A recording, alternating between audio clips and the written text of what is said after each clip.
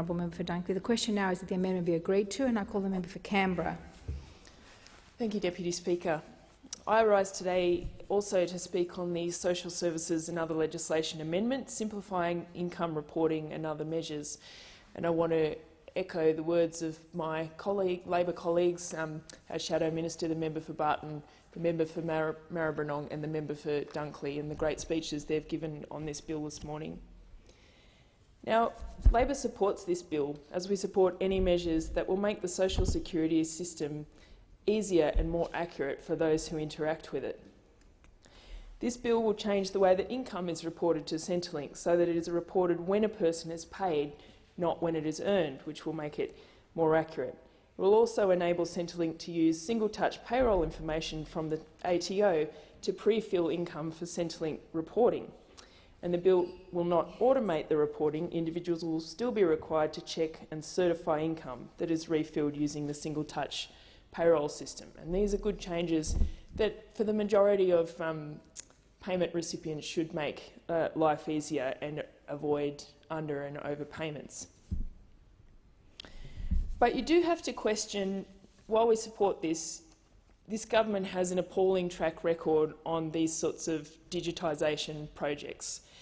And they have run down Centrelink to the bone, which makes it incredibly difficult for them to administer their services in the way that they should be. People waiting hours on the phone, people hanging up, people giving up on trying to get answers to their questions, people waiting months and months to just receive the payments that they are eligible for.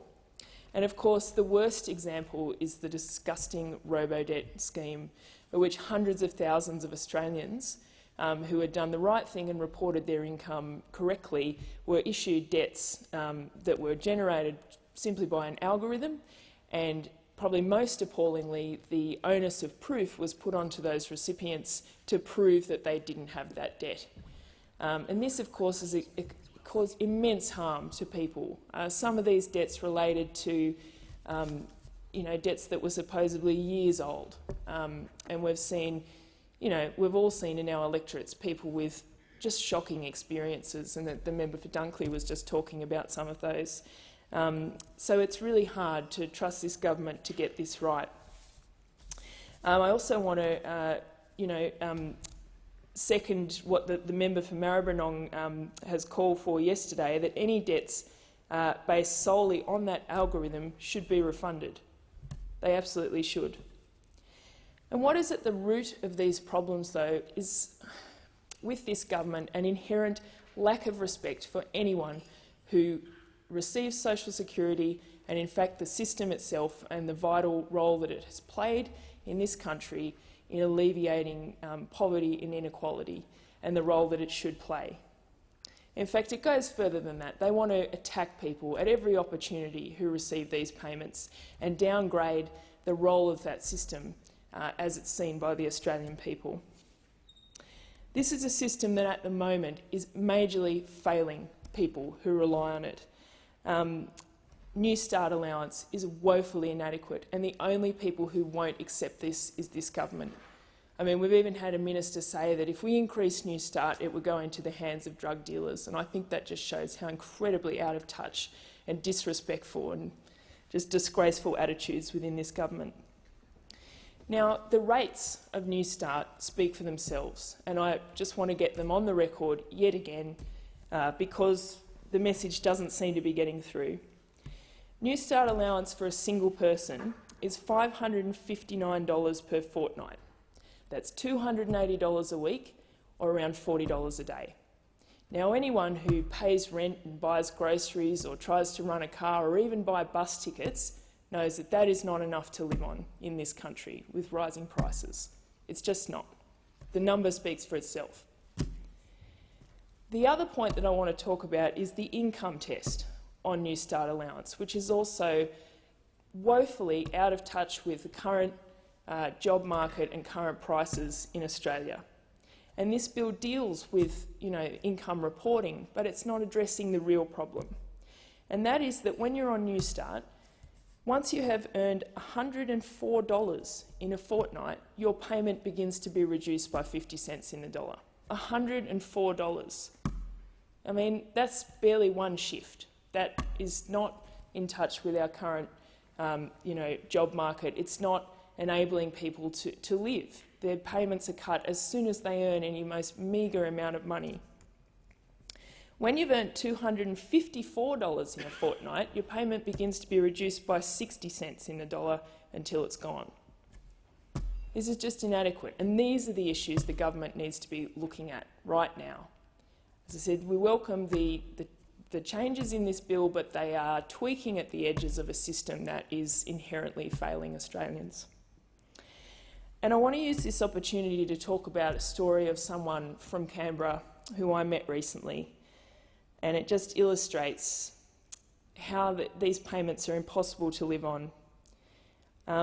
I recently spent a day with the Financial Counselling's Day in the Life program, which enabled me to go and spend a day with financial counsellors, who are the people who are providing a not-for-profit service to people dealing with problems of debt, and getting themselves out of those issues. And it is an incredible service they provide, and they are absolutely at the coalface of dealing with the impacts of this inadequate system and really the structural imbalance in our society that is just stacked up against the poor in every way. It's just hard to see how people can get through life with some of the challenges that are inherent in the way our economy and our society works without a decent safety net to rely on. So I want to thank, I went to spend the day with Care Inc. here in Canberra, and I just want to thank them again, and their director, Carmel Franklin, and all the counsellors that I spent time with that day. But I got to meet one of their clients, whose name I won't use, but it was great to actually hear step by step through what his experience had been. Now, this was a man who had worked hard all his life, and he was battling some serious mental health issues and also a physical injury of an ongoing nature. And when he lost someone very close to him, this came to a head, and he found that he was unable to work anymore, and he went on to New Start allowance. And he was doing his best to manage his bills, and just normal bills. One of the ones in particular that had become a problem for him was his internet and his phone. So, just basic things. So the first thing that the counsellor worked with him on was budgeting. But this was not really an issue. He was already budgeting so carefully, and this is another thing that this government don't realise, is that people trying to live on New Start have to be incredibly resourceful and disciplined to just get by on that. They're not enjoying life. They're not buying drugs. They are, skimping by to get the bare minimum. So he was doing that, and he had some bills come up, and he took on a payday loan, which is another thing that, frankly, should not be legal in this country, in my view. These are these loans where you can go and get some money quickly, but you face absolutely exorbitant and unfair interest rates that just drive people into absolute financial crisis.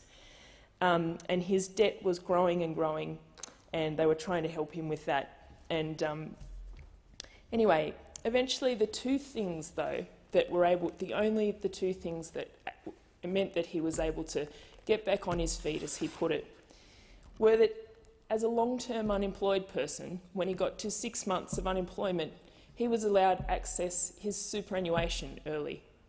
Now, I think that is a double-edged sword, really.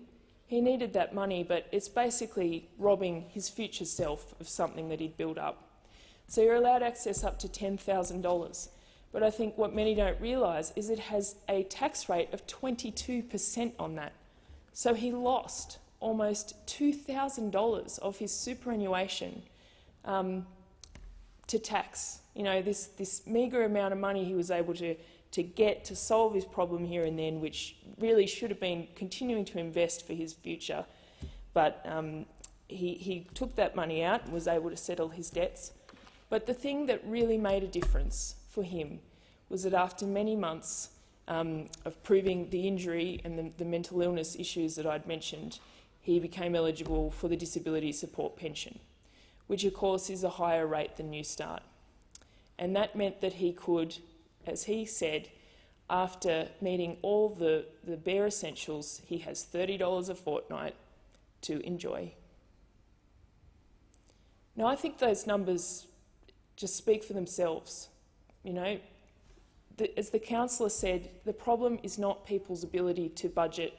It is not always people getting into payday loans or any of these other, you know, disgraceful things that go on. It is the fact that people cannot live on these payments. And I don't know how much longer we need to keep saying that to this government.